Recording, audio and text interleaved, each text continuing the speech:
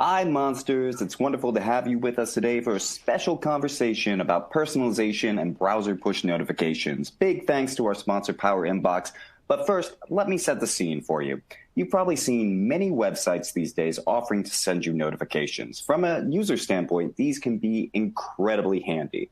For instance, I use notifications with Reddit, so I'm updated regularly with the most interesting posts on the popular AdOps channel. In fact, on Monday, I actually signed up to get notifications from Adweek as well. From our publisher perspectives, it's actually pretty straightforward to implement push notifications. But actually getting users to sign up, delivering smart messaging that ensures engagement over alienation, potentially using the channel to drive revenue, that takes strategy. Which is why we're here today with special guests from Power Inbox, Assembly, and IQVIA. We're going to take a deep dive into push notifications and hear the many ways publishers leverage them for engagement and revenue. But first, you should know today is interactive. You should see a question box on the bottom of your screen. Feel free to type in your questions for the presenters at any time. We'll likely save most of them till the end, but you never know. We're also going to shoot out some polls, completely anonymous. In fact, we're going to test this right now. Of course, we've all had experiences with the pandemic, but why don't we share how it's actually affected our businesses? If you wouldn't mind answering that poll question, and while the results come in, I think we should get to know our panelists a little better. Max, I'm going to start with you. Director of Audience Development at Assembly. We had Assembly CMO and co-founder Marco Pimentel speak to the Publisher Forum Vancouver last year. You guys are doing some really exciting things over there. What exactly do you focus on? Yeah, thanks. So like you said, I'm Director of Audience Development at Assembly, which is one of Canada's fastest growing digital publishers. And I head up all the audience development initiatives. So that involves acquiring, engaging, and monetizing email and push subscribers mainly. Nice, nice. So, Chip, I'm going to move over to you. IQVIA is not standard like news publisher as some of the other publishers that we typically work with. Tell me a bit about your company and what exactly you do over there. Sure. First of all, IQVIA is the largest provider of patient-level data, script data globally, right? So we're capturing a lot of patient-level data. What we're going to talk about today, I'm the Director of Consumer Healthcare at IQVIA in the U.S., and I manage several websites that are really only deployed here in the U.S., which is pollen.com, FluStar, and asthmaforecast.com, which are basically the sites are our only consumer outreach that we have. Interesting. Well, last but not least, we've got Jeff from Power Inbox. Tell me, Jeff, what is it that you guys are focused on these days, and what keeps you busiest? Yeah, well, most people know, Gavin, that we're the company that they turn to help them monetize email newsletters. But we're really excited because just a little less than 3 months ago, we were able to purchase a company called Jing, and that kind of got us introduced to this really exciting space of push notifications. So we're really excited about being able to leverage what we've already learned about the email channel and now start to bring that to the overall push messaging as well. And really thank you for having us on this panel today.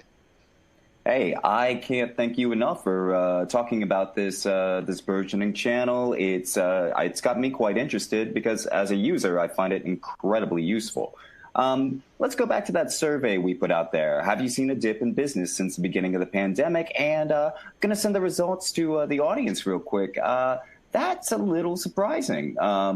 While, yes, there were some serious dips for some people, others saw business go up. And I'm curious if our other panelists have had maybe some similar surprising experiences. Max, let me start with you. How has the pandemic affected your business? Where do you think you're successfully weathering the storm? Yeah, well, I'm definitely surprised to see that poll result as well. We did see a pretty big dip in revenues. we actually saw an increase in traffic, but just advertisers dropping budgets and things like that. We have been able to adapt pretty quickly, though. We're cutting costs where possible, optimizing our user experience and our ad stack. And then also, especially earlier in the pandemic, just tweaking the type of content to be, more relevant to what people want to see right now. That being said, though, we are seeing things improve drastically as things return to normal. And we're pretty confident Q3 and Q4 will bounce back pretty hard. Glad to hear that, and we're hearing from others too that they seem to be hitting some kind of inflection point. So, Chip, let me put the same question to you. How has the pandemic affected IQVIA? Well, for IQVIA, I mean, some of our business units did see basically they had a pivot, right? As an example, we have a physician detailed rep force. I mean, so you can actually contract physician rep forces through us. I mean, they actually had to pivot to e-detailing, right? So that was a big change for them, and quite honestly, just to keep that business unit afloat rather than just shutting it completely down. The other piece to this is for the websites. I mean, we had to make the content more relevant to the visitors coming in. As an example, for FluStar, we actually added COVID tracking, so that you can actually go online. Again, it's only on the U.S., but you can actually see, as a severity score by market where COVID is. That's interesting. I'm hearing some common themes here. This idea that content and revenue kind of being brought closer together by this crisis, and it's interesting that the push notification channel really does enable that. But Jeff, let's hear from you. I mean, what's been the impact of the pandemic on your clients, and how have you helped them through this time?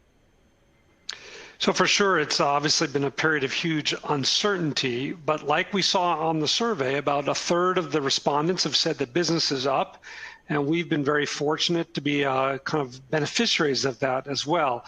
I thought it would be fun to share with the audience some metrics that we've collected.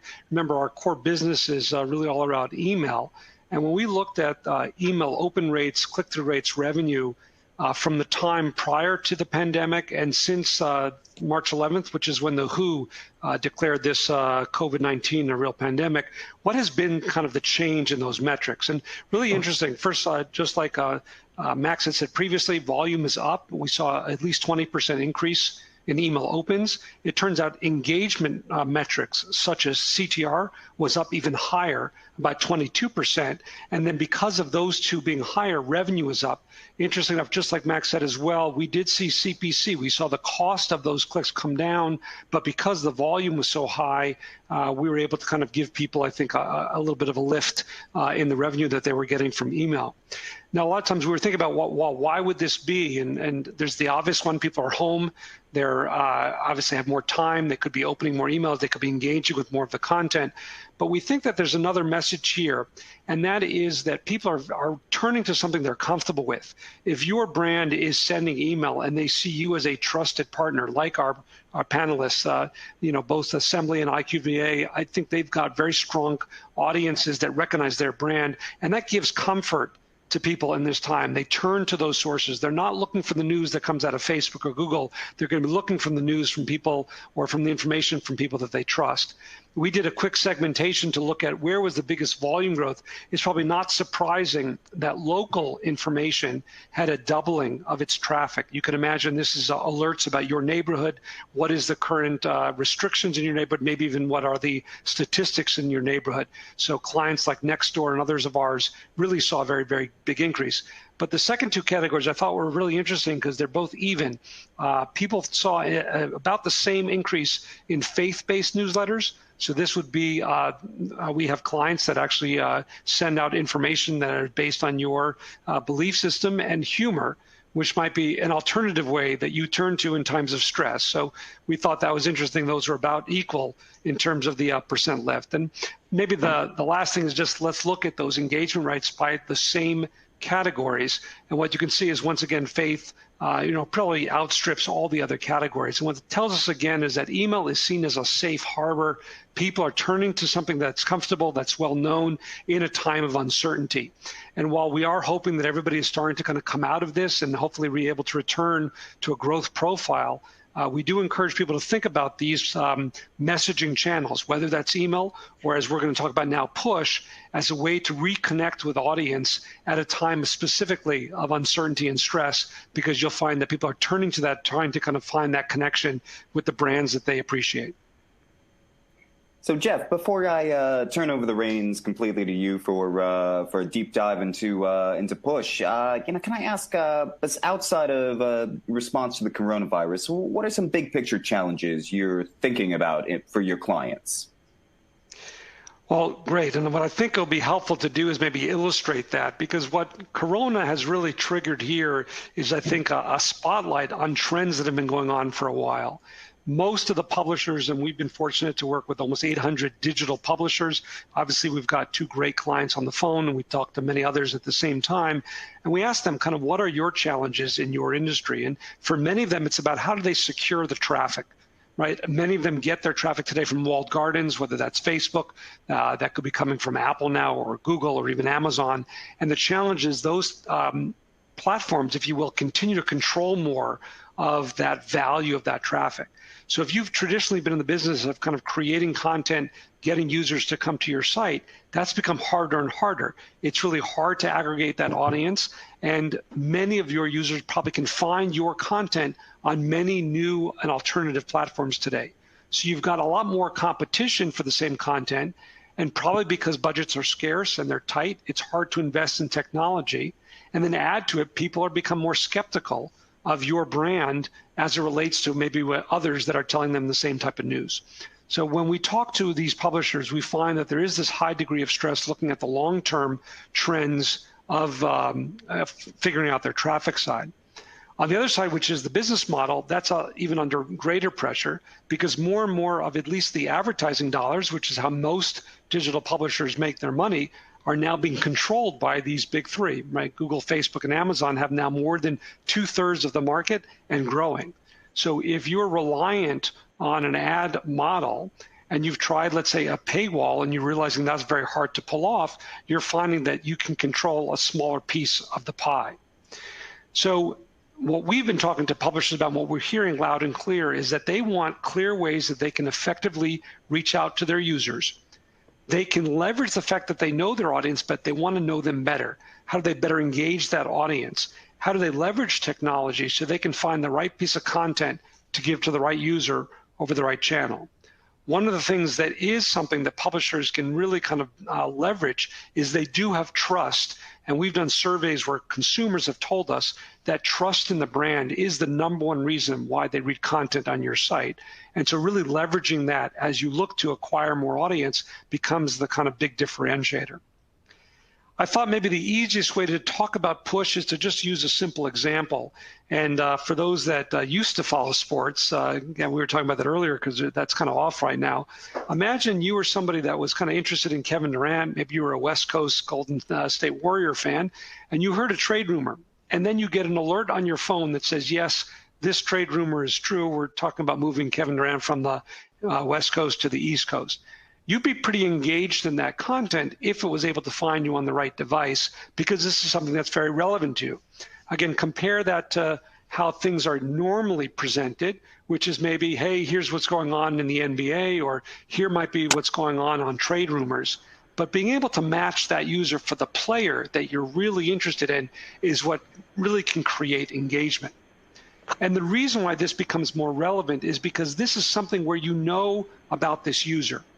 Now, the problem for most publishers is that that's a very small minority of their user base. If you think of it in a logged in state where you know something about your user, that could be only 10 or 15%. So how do you create some way to kind of get more information on a non-logged in user or an anonymous user?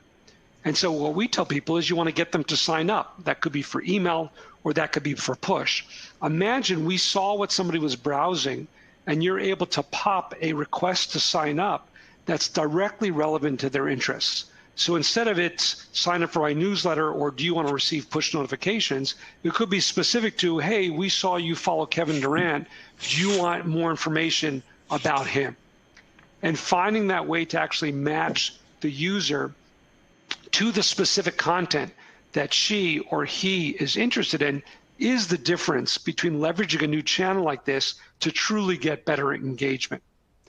So I'm going to just a second turn it over to our guests to talk about this, but the product that we have been been excited to bring to market is called Jing by Power Inbox. It is the only personalized, automated, multi-channel messaging platform for digital publishers. I know that's a mouthful. Here's a simple way to say it. People worry about spam. We take the S out of spam and we get personalized, automated messaging. And that's what really Jing is all about. And we'll talk a little bit about it. Let me turn it back to you, Gavin, so we can hear from our panelists.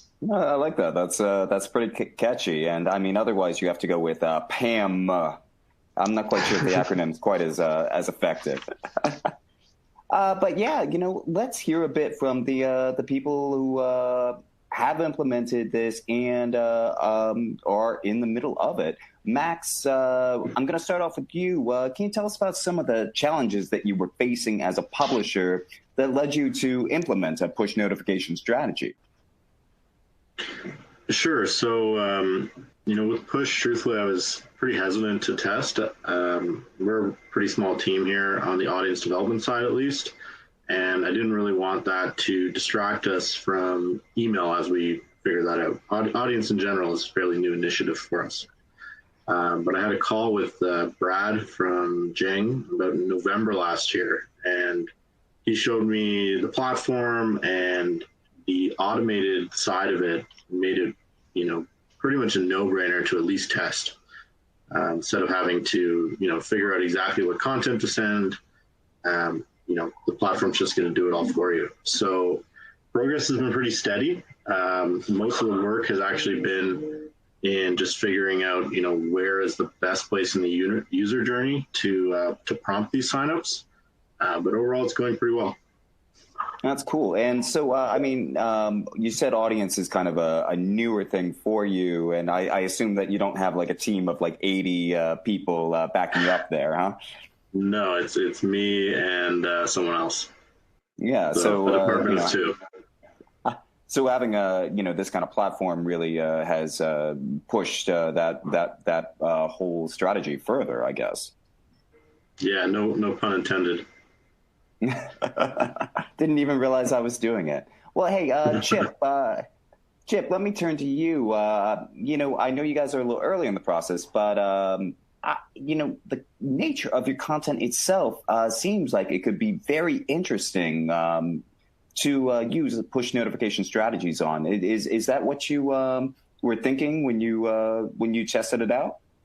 Well, it was twofold. One, the content of the websites, right? I mean, all of our websites, for the most part, are seasonal, right? So the data changes frequently. So what we thought in regards to using push was to allow us to reach out to our user base more frequently and, quite honestly, reach out to folks that have not come to the website in several days because the information has changed. So that was a great tool for us just to be able to get back in front of our visitors, right? And then the other piece was the fact that, and Max touched on it. I mean, quite honestly, having a small team on this side too, right? I mean, push was really easy to implement, and even though we're still going through the process, I think we still have one more website to bring on. But the whole thing is, I mean, it really is easy to implement and, quite honestly, very easy to manage. And that's, that really kind of intrigues me because we're kind of heading upon a time where that ability to engage with your audiences and have those instant connections is more important than ever. And we'll get that a bit when we talk about the third-party cookie crumbling. But Jeff, before we do that, I kind of wanted to go back to you. What other stories do you hear from publishers? What do they come looking for from you? Well, first off, Gavin, a lot of the reason that people are looking for solutions like this, especially in this time, is they're looking to increase revenue. And one of the things that we haven't yet touched on is that there's an enormous monetization opportunity, because once you have a channel where you can directly target a user with relevant content, that just also becomes another place that you can put relevant advertising. And one of the benefits of the platform is that we actually have a unique business model in that you can either pay us, which we're happy to do, or we pay you, which we're even happier to do. And that is because as we work together to build up your audience, as long as you can get an ad sent typically once per day with your end user, it creates a way for publishers to make incremental revenue. So push becomes a channel not just for better engagement, but also as a way to make more money. Nice, nice. I was definitely wondering about the monetization side. So that is fantastic to hear. Now, Max, you work with many sites. Can you tell us how you're using push notification across those sites? Tell us about the implementation. You mentioned it was pretty simple, even with so many sites that you have to manage. Yeah, I mean, the biggest part of implementation for us was really testing it. We're very data driven, so we wanted to make sure that prompting this wouldn't be negatively impacting our session revenue, or at least that the lifetime value of that user would make up for that session revenue hit. So the actual technical implementation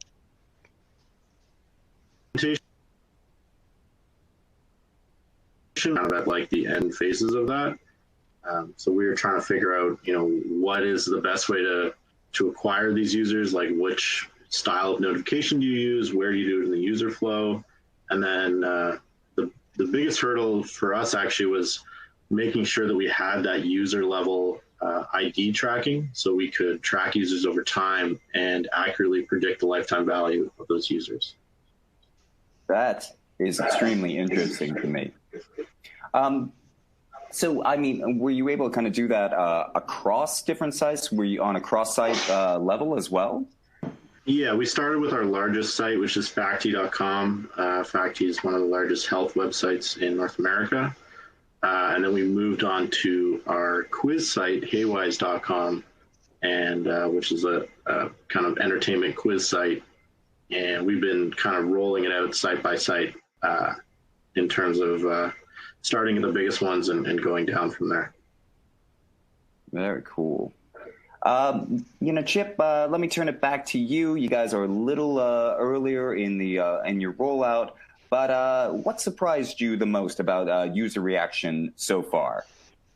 You know what? First of all, what surprised me personally was the fact that we actually did have an email opt-in database, right? And it's roughly, we have about 6 million visitors, but our email database, is about 250,000, something like that.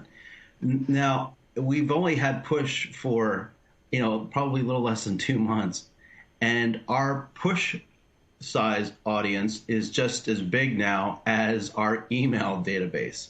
So to me, that's extremely relevant in regards to, one, I'm kind of hoping that this becomes a major vehicle for us to help bring back visitors to the website. But I mean, to me, that was just an amazing aha to have that upfront, opt-in right as soon as folks come onto the website.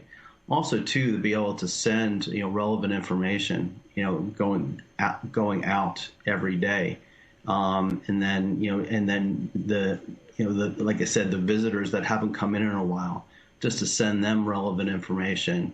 And quite honestly, in going back to, Jeff's point, using the monetize piece, right?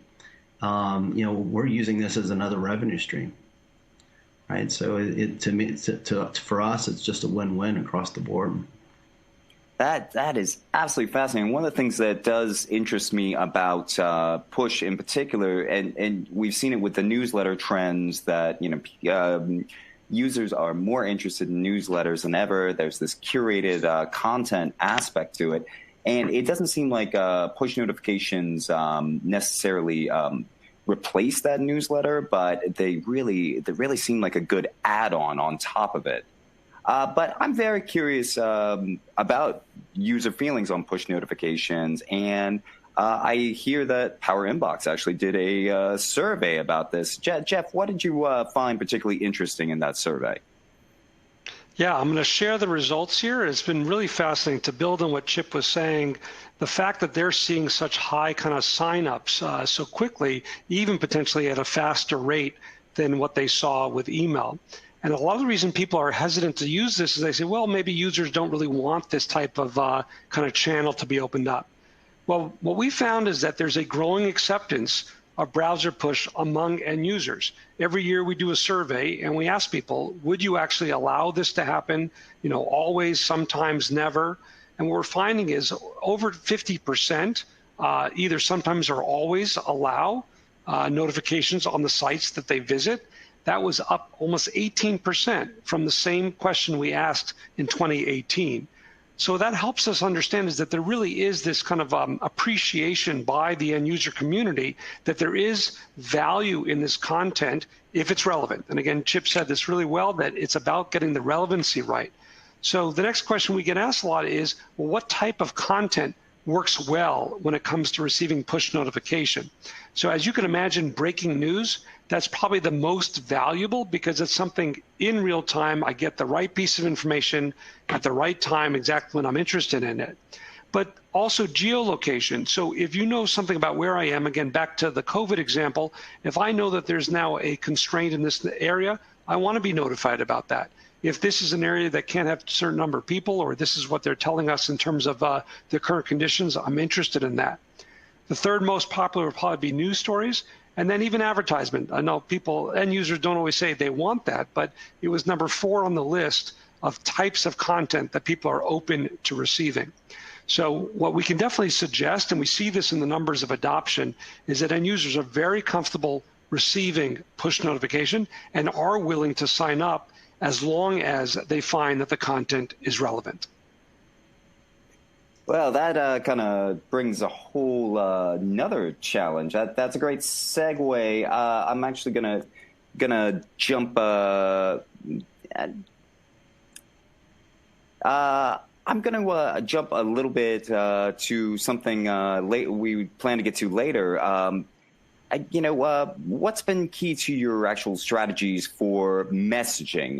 What have you found have been the best practices? Anything that you can share? I'm going to look at you, Max. Oh, sorry. I would say the best practices are, it's going to vary site by site. But what we've seen is, you got to look at the device level data, figure out, what browsers does this really make sense to prompt on. And also we found in terms of not impacting your session revenue and still getting a good opt-in rate, you should be asking engaged users. And this is something that's come from Google as well with their updates to what they want to see from push notifications.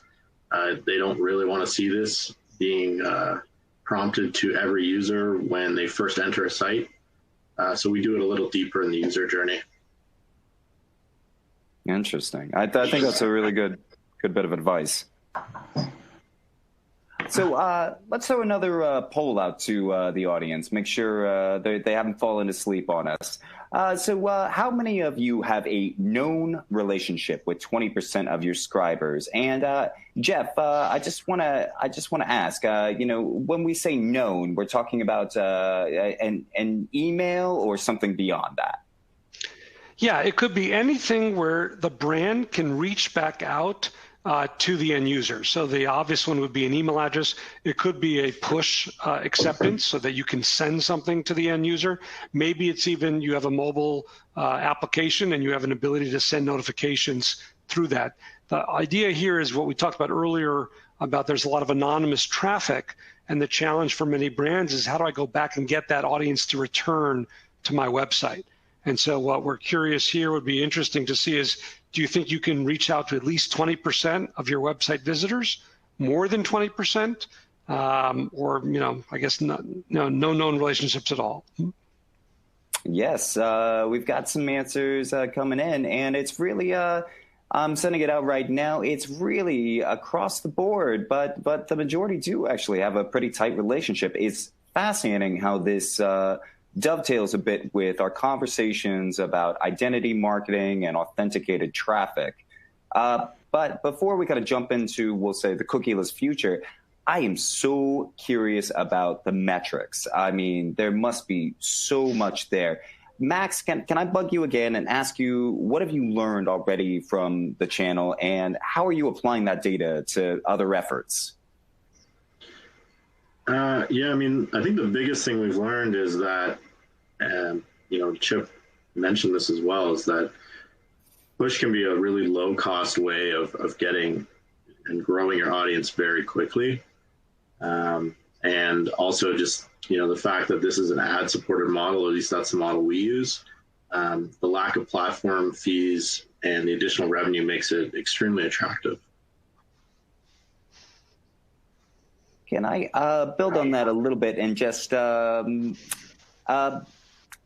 you exercising the monetization options with push, and what's kind of been your experience there? Yeah, we have been. We do the once a day. We haven't really had any, negative feedback from it in terms of, users reaching out or anything like that. So overall, I think it's been pretty positive. The engagement rates are as high or higher with the ads sometimes. So they're definitely relevant to and interesting to readers. Huh. Well, that's handy to know. So let me push it back to Jeff. Do you think email strategies can inform push strategies? What can you transfer from one channel to the other? Absolutely. So when we think about our experience in email, it's all about kind of getting a user to sign up. That's the hard part. Then finding content that's relevant to them. And ultimately, you want to find something that's relevant enough that they stay engaged. With push, it's the exact same thing. You find first something that gets them interested so they are going to sign up. Then you want to find content that they find interesting so they'll continue to engage. And just like with email, you want to make sure you always have kind of an active list. You want to have people that are interested and engaged. But what I think is really interesting, and this is something I would just throw out to everyone to think about, is instead of thinking of these as two distinct and separate channels that might have some similarities, we actually see these combining, and ultimately about how do you reach a user no matter which channel they choose to engage with you. So imagine a world where it's one sign up, whether they're going to sign up for email or push, they get the benefit of both. The user shows you in their actions which channel they're likely to engage in. Maybe when they're commuting, email's easier. Maybe where they're kind of at home, they're on a tablet, a push works better for them. And it's about finding the content that's relevant to them, no matter which channel they pick. And in that world, you want to be able to combine all your channels so that you have one view of that customer. So what I think we're going to see is this multi-channel approach where publishers recognize that in order to kind of really understand the user behavior, they will track that user across all the different channels and then see it as one relationship. And that, I think, will be the difference between those who really get it, guys like IQVIA and Assembly, and maybe the others that are still thinking of this as really distinct silos. And it's really kind of moving more towards where we see these combining. That's another fascinating thing, because over the years I've been listening to advertisers talk about like how do we kind of deliver that right message to the right platform, and I don't think there's enough mention of like what publishers can do for them there, and this presents a clear opportunity to trust your publisher partner. It's so much more control than I think a lot of advertisers realize. It's definitely something worth advertising. Chip, I want to turn to you for a second, though. Are there any other push use cases that excite you? Where are you guys thinking about going next with your push strategy? Well, I just want to step back one second and talk about the ad piece that's in Push, the articles. I mean, one of the reasons that excited me about even coming on to Push is the fact that their articles are very relevant to our sites, right? I mean, if you look at COVID, they have COVID articles. If you look at allergy, they have allergy articles, and that's what's being pushed out to our client base, rather than articles that really have nothing to do with health and wellness. And that was one of the things that really aligned to our need in regards to using Push. Now, in regards to future use cases in regards to Push, we actually do have a global strategy to actually develop our consumer healthcare brand, right? So I'm actually thinking about how we can use Push to generate more awareness just overall for IQVIA for consumer healthcare. Oh, cool. Nice. I'm glad to see that the platform's really providing an engine for you. Yeah. So let's switch this. One of the fun things about talking about this subject is it really just hits the nail on the head on an everlasting tightrope that we talk about at AdMonsters, which is balancing personalization and the user wants for privacy. And let's put it out to you guys, and because key to privacy in the future is the death of the third-party cookie. So we were curious, what plans do you guys have for when the third-party tracking cookies go away? And as we're waiting for the results to come in there, let me push it out to either Chip or Max, whoever wants to jump on this. What is the future of personalization with your sites without cookies? Max, you want to go first? Sorry, I got a little guest here. Wants me to fix her bubble blower. Well, now we have the cutest webinar ever.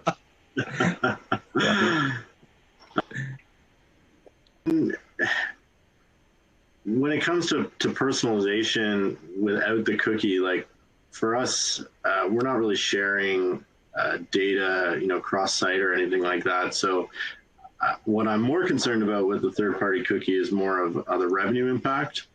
But I would say for personalization side, we're not really getting too creepy with it or anything like that. So we're kind of maybe not as personalized of a sender, just due to the nature of a lot of our content. Huh, that's interesting. And because, I can't have you one-up me, this is one of my children. Chip, can I put the same question to you? Because, of course, you have a much, much different business. This is true. Everything we do at IQVIA is HIPAA compliant, right? So, and that. I'm sorry, Chip. As well. Chip, would you mind starting again? We had a little snafu there.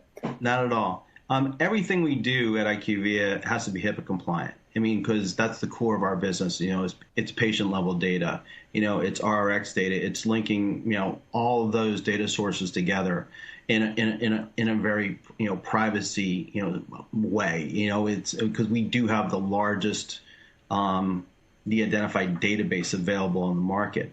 I mean, so privacy is paramount. And I mean, obviously, if we don't protect the privacy, we're locking keys on the door the next day. So I want to basically say that with using Push, it allows us to walk that tightrope very, very nicely. Because it's to Max. I want to grab on Max's one word there. It's not creepy, right? I mean, so we are sending relevant content out to clients or visitors, right? So it doesn't cross that bridge, into where people feel violated. And that is very key. I'm wondering if either of you might have just some words, maybe some best practices for. We touched a little upon this earlier, just for kind of optimizing messages to users. I mean, how do you guys go about that? Is it about kind of just scanning over engagement with previous messages? Sorry, are we talking about like the actual sending of push notifications or getting people to opt into them? I was thinking the sending of the messages. Yeah, I mean, with Jing, it makes it very simple, right? Like we basically test, what's the best time of day to send these things. But in terms of the content, the platform uses its, algorithm and the tags on the content to try to match the best content to those users. So it's fairly hands-off, at least with what we're doing with Jing. That's handy. This kind of same deal for you, Chip, or have you taken a different approach?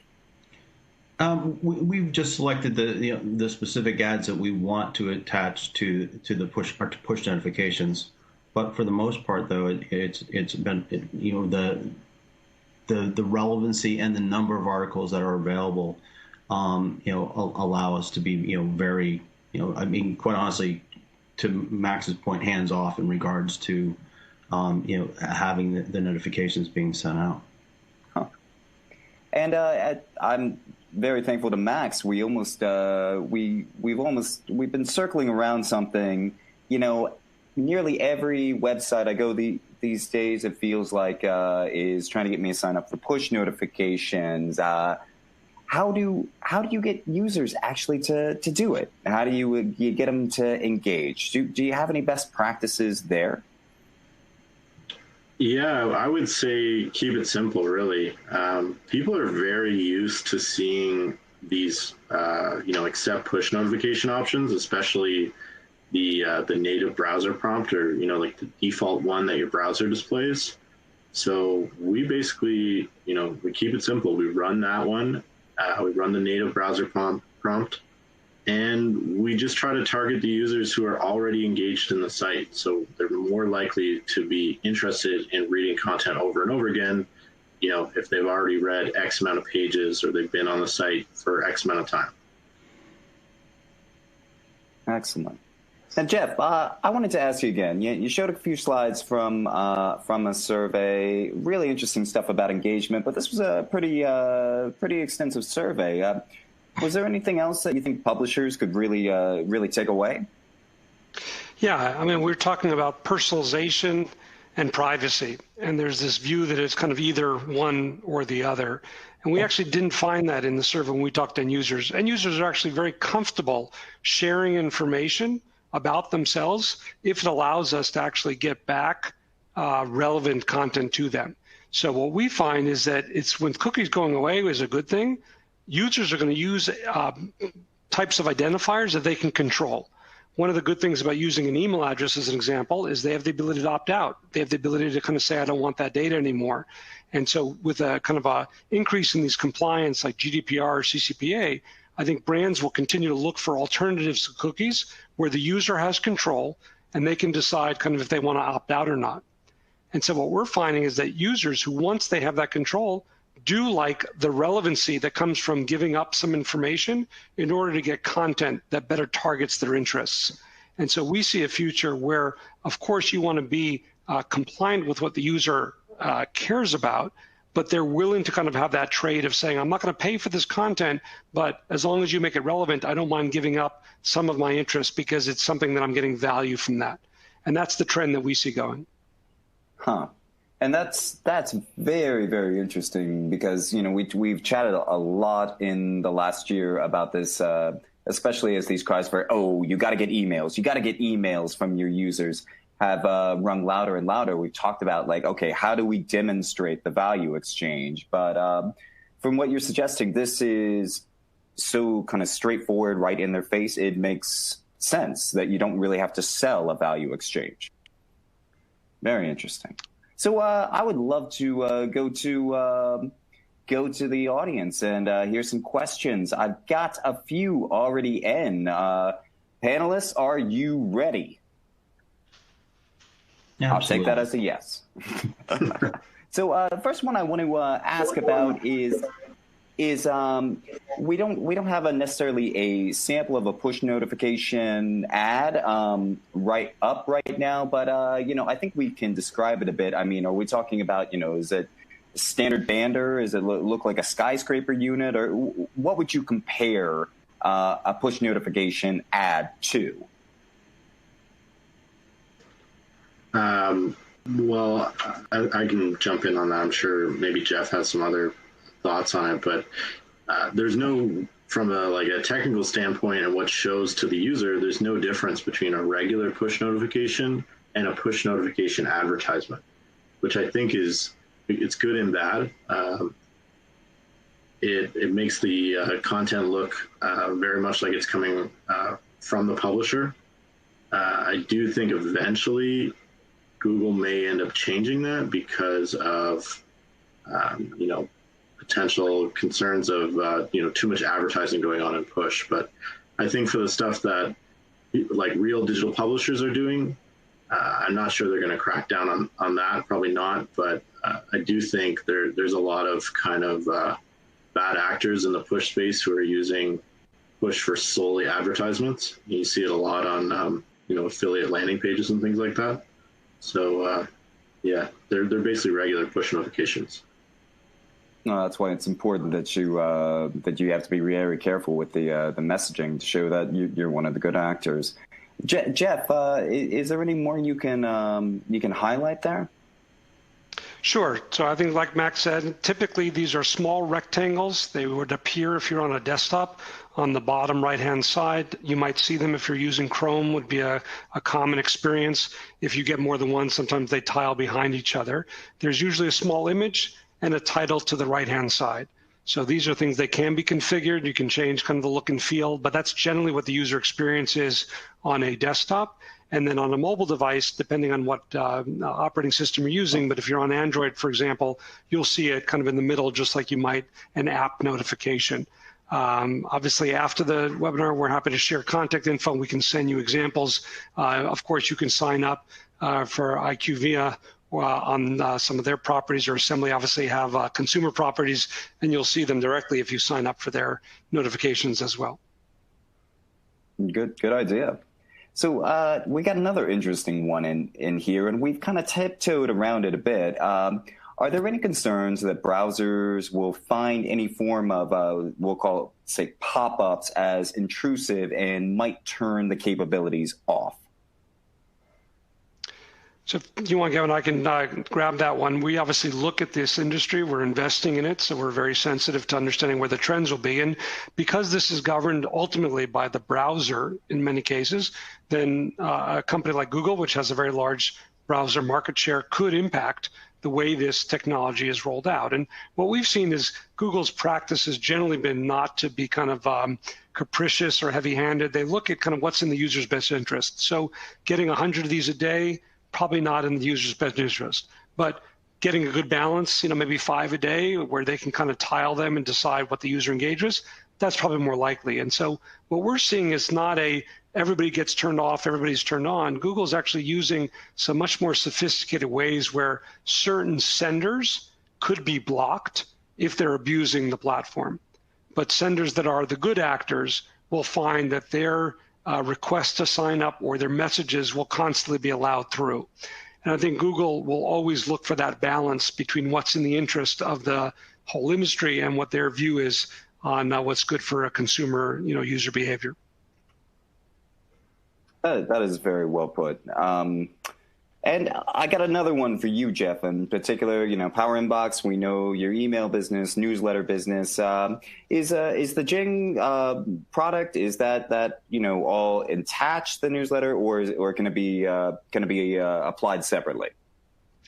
Of course, we love to sell everything together, but everybody's welcome to hear about this as a standalone product. We actually have a specialized sales team And so we'll give our contact info here at the end, but for those that are interested, it can be completely purchased separately. And again, there's a great flexibility here because you can either purchase it and then there's no advertising at all, and it just becomes a platform you would use for your own content, or you can do that and not pay and instead do a rev share.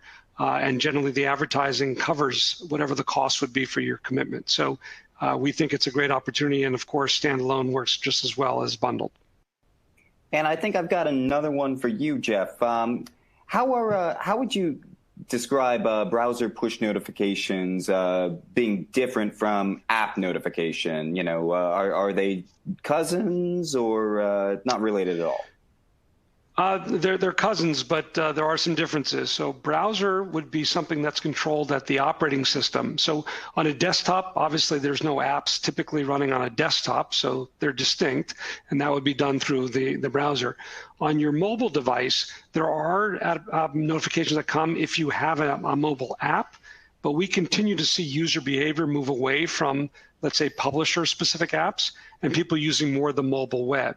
So the benefit of this technology is you'll be able to send a notification even if the user does not have your app downloaded on his or her phone.